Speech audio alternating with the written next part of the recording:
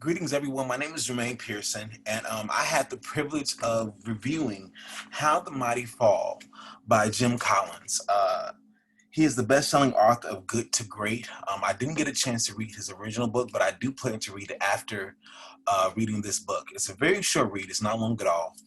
And I enjoyed reading this book because not only did he help me realize what we can actually do in order to help improve companies, the vitality of companies, but also improve ourselves. And so the book talks about how these great companies, from Hewlett Packard to department stores such as Zayres and Ames, were once mighty corporations but have fallen.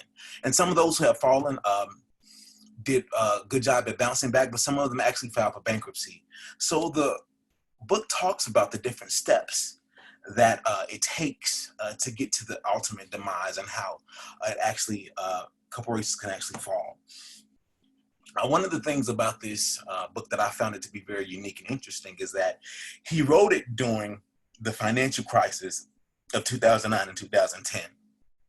And it was at the precipice of the banking industry falling and collapsing.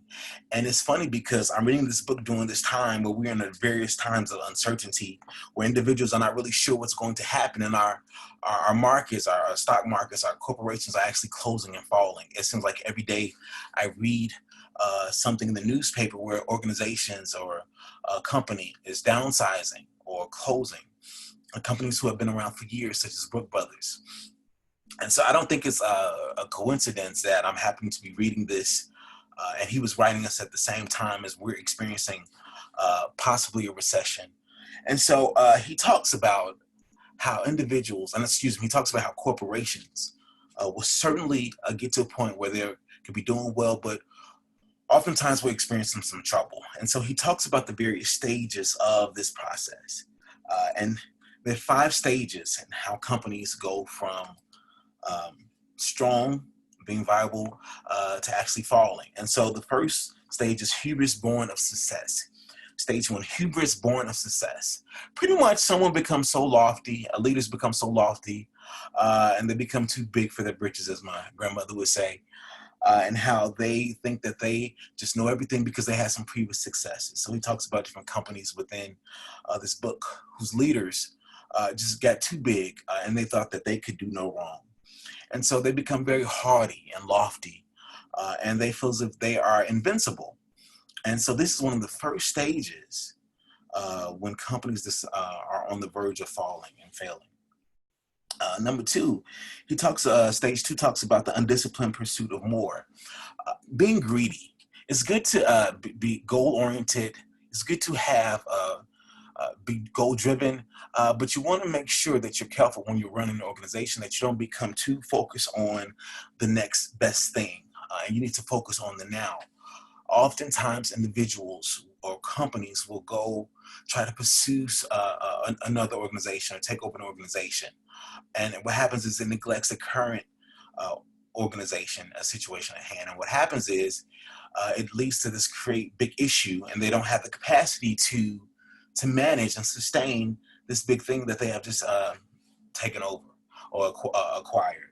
And so the book talks about making sure that you don't have this undisciplined pursuit of more, being goal driven, but not necessarily being too far out there where you realize that you are being greedy for success. I think the third stage is called denial of risk and peril. I like this specific chapter because oftentimes I think so many individuals are in denial about their blind spots. And so they can see the writings on the wall, yet they refuse to see it because they feel as if, oh, it's going to get better, or it's not a major issue, or it doesn't pertain to them during the current time because they've been so successful. But this, I think, is the most critical stage. You have to surround yourself with people who are going to call you out and hold you accountable. He talks about different aspects of, I think the Challenger was, of the launch, and how individuals were saying, I don't think it's safe to launch because of the weather. But individuals decide to move forward, and NASA, and they decide to launch it anyway, and lo and behold, it exploded. And so he talks about making sure that you are not in denial about the risk, and you make sure that you access the risk and profitabilities, and make sure that you're doing what's in the best interest of not you as a leader, but in the best interest of the organization. Stage 4, grasping for salvation. Grasping for salvation, holding on to hope, and just making sure that you're doing anything to survive. And while that may be okay, while you're in the process, but you need to be careful, because you just can't, you have to make smart and strategic moves. Usually by this time, individuals or corporations who are grasping for salvation, they're hanging on by dear threads, and they're trying to find ways to sustain the company, even though the demise has already has started. The descent has already started. And so he talks about making sure that you don't just make sure that you make strategic decisions in going forth and acquiring, trying to sustain the business. One of the last stages, capitulation to irrelevance or death. And so it's just this just the last stage when you know it's just about over. It is over. And at this point, regardless, new leadership, it won't save you. A new board won't save you. It's inevitable that death is going to occur because you have not taken the proper steps. So you have made some missteps in the past. And you can see the decline in the stages. And so at this point, you can understand the stages of decline. Leaders can substantially reduce their chances of falling all the way to the bottom. But you have to be careful, because if you're not, you'll get caught up in this mind frame that everything is okay. And by that time, you end up filing for chapter 11, chapter 13. And so I enjoyed this book because it really made me do some reflection of myself as a leader, as a future leader in my organization or other organizations.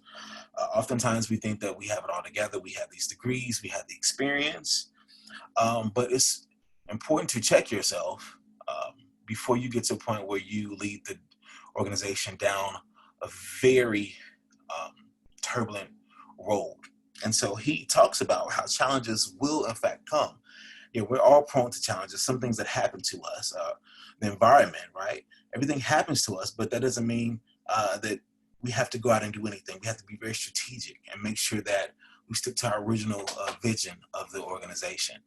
And sometimes we'll be successful and sometimes we won't, but knowing these steps, these stages, can definitely prevent you from making something that was bad into something that's terrible. And oftentimes people can, and organizations can bounce back. They can grow stronger. I think he had mentioned how an organization, I think Walmart, was not the number one competitor when it first was not the number one organization when it first came aboard. But because they stood true to their values and their market, they stayed in their lane. They were able to grow and become successful, while others did not. And so I think that's my questions that I would pose to you all as a class. What are some your own stages how do you think that you could grow in your leadership potential? Where are areas that you have fallen in leadership in your own position? Do you see, or do you currently work with leaders who are driving the organization to a decline and to its descent to a untimely death? If so, what are you doing to stop it and prevent it? And so I really did enjoy this book. I think it was a great book to really just prepare me as I go forth in different leadership opportunities, to make sure that I'm not becoming too prideful and too hardy and too lofty in my own knowledge and degrees and titles. But it helps me maintain grounded, and it's a reality check for myself. So I would encourage you all to read this. It's by Jim Collins. It is only, only 220 pages. It's a very short read. They also have it on Audible. So I'd encourage you to read it. If you have any questions, please feel free to email me. I would love to answer your questions. Thank you and have a great day.